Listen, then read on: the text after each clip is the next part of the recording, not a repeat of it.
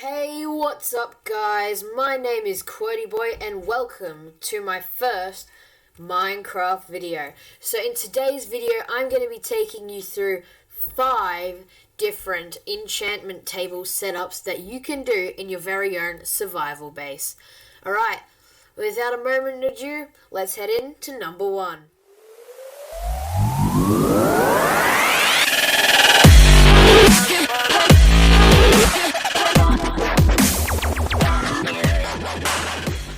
Okay, so number 1 is right here, and it is a simple spruce setup that you can have in your base. Now, looking at it now, it looks a little bit clustered. You could probably, move those, things like that. But this is what I usually have when I'm starting my base. It's nice and simple. It has everything you need.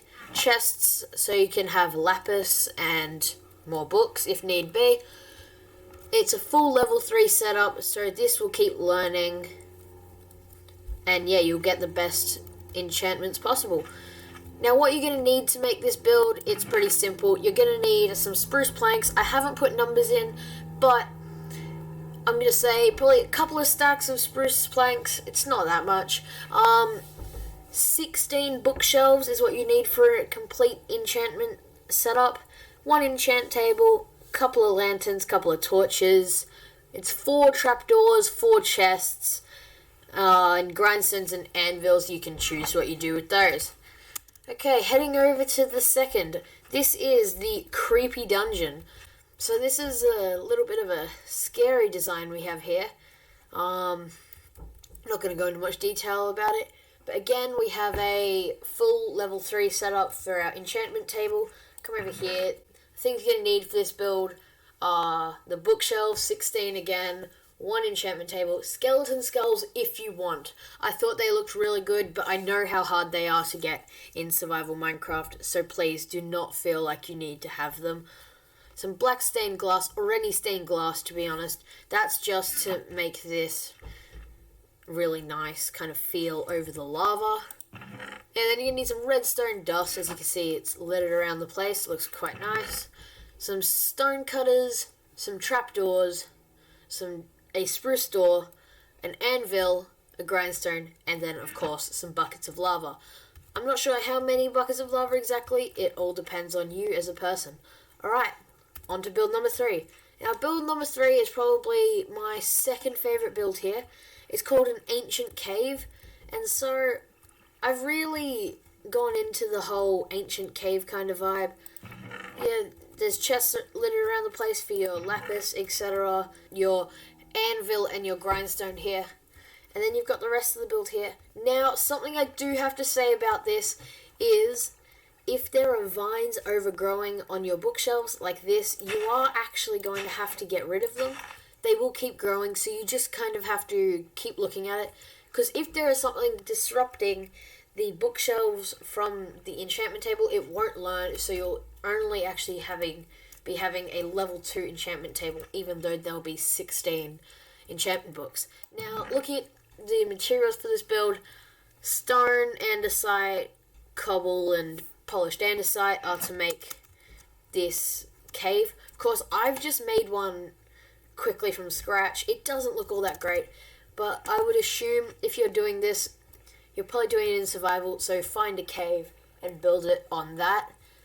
But yeah, try and texture it. As you see, I've got the cobble and the andesite in there. Then on the floor, I've got the polished andesite. You can really do whatever you want, but a strategy that I recommend doing is, if I just grab these things quickly, is rolling your mouse, or if you're on a console, clicking through the buttons as quickly as possible. That way, as you place, you'll get a bit of a random combination. That was probably the messiest way I could have done that, but I hope you guys get what I'm going at. Yeah.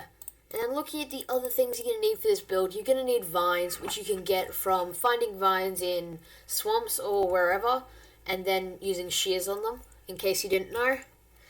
And they can come overhead. All you have to do is really place one on all of these top blocks, and it will slowly grow its way down. When I started, they were about this level, I think. Yeah, and they've just grown down fully, and it looks really nice.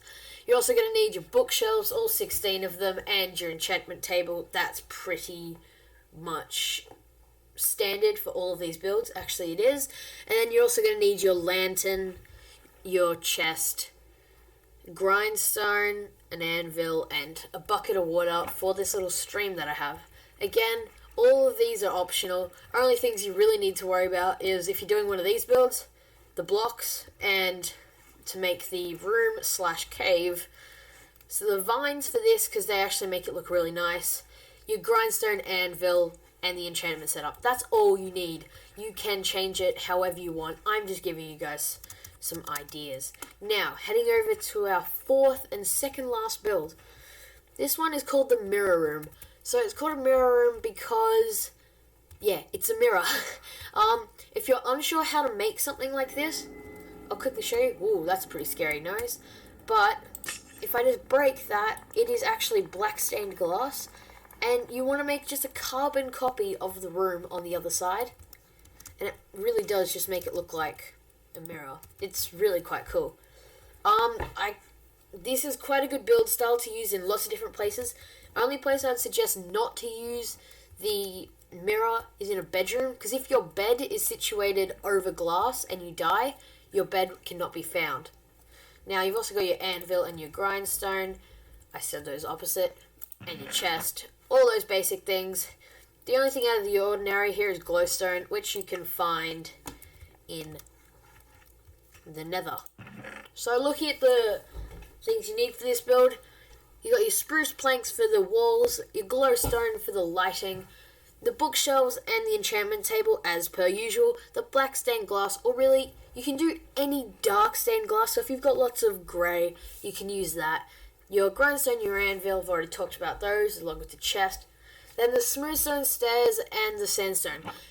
Of course, that depends on where you're situated, but I found that by putting smooth sandstone, as that is here, it looks quite nice with the sand of the desert. So I've added that in here. Of course, depending on where you start your world, you will need that, you won't need that, etc. Okay, on to the final build. So this build from the outside looks pretty ugly, and I'm not gonna lie with that. But this is the modern multi-level enchantment setup.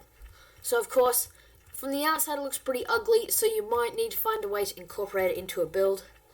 But if we walk through here, we have our room. And now if you have keen eyes and you've been looking at all of our other enchantment setups, you realise this one's too far away and it's not learning. That is actually part of the build, as sometimes the learning factor with all the particles can actually cause lag. It's not much, but depending, let's say you have really bad home internet, you might not want to have that lag all the time, so this would be the one for you. So if I come over here and I hit that lever, you'll see that all of the enchantment, all the bookshelves come straight out of the walls, making it so that it starts learning. And so then you can come, do your enchantments as it's out, and then when you're done, close it back in, and it actually looks quite nice, I think. Yeah. So for this build, it has a little bit more things than the last ones. Pretty much these are the blocks I made to make the room. Of course, do it yourself, whatever you want. Those, probably the first line, almost all the first line, 8 of them you can customize for yourself. Then the rest, and probably also the redstone lamp and the block of redstone, you can change those around, of course. But the things that you do need to concentrate on are the facts that you need your bookshelf, your enchantment table, as per always, same with the anvil and grindstone. You're also going to need redstone dust, redstone repeaters, sticky pistons, and a building block. I'm going to show you what you need them for just here. So this is where our lever is on the other side. If I just go around, I can show you. There's our lever. It is actually right there. And so you're going to need some redstone dust. And pretty much, if the pistons are on the ground, you're going to need to put repeaters there so that they're being driven. If it's on the top, I found you can just place any building block and then some redstone dust on top. Of course, you got to keep the signal going, as there's only one signal. It must be kept going with repeaters, which make the signal last for longer and boost it. And then again, it's pretty much the exact same all the way around. Yeah. And so the reason for this is I decided to make an alcove for my anvil and grindstone. But of course, depending on who you are, you may just decide to do something like this, for example, or change it up and have one of both on either side. I don't know. It's up to you guys. Those things can change. Only thing is you can't place things on these blocks, otherwise that'll screw it up. Let's say I put an anvil there. Everything else will come out except for it. When I break the anvil, it'll stay. And then if I redo it, it'll then come out. So yeah, this build, really, you can do whatever you want with it. It's quite simple redstone. I'm pretty rubbish when it comes to redstone. So if I can do it, you can probably do it too. Anyway, that's all I have time for today, guys. Thank you so much for watching this video. I really hope you found out something new that you didn't know about enchantment tables, or you learned a really cool new style that you can use with them. I have to say my personal favourite is this one right behind me, the modern multi-level enchantment setup. But the mirror room is also really cool. Please leave in the comments what your favourite is. Anyway guys, I've been Quody Boy, and I'll see you in the next one. Bye!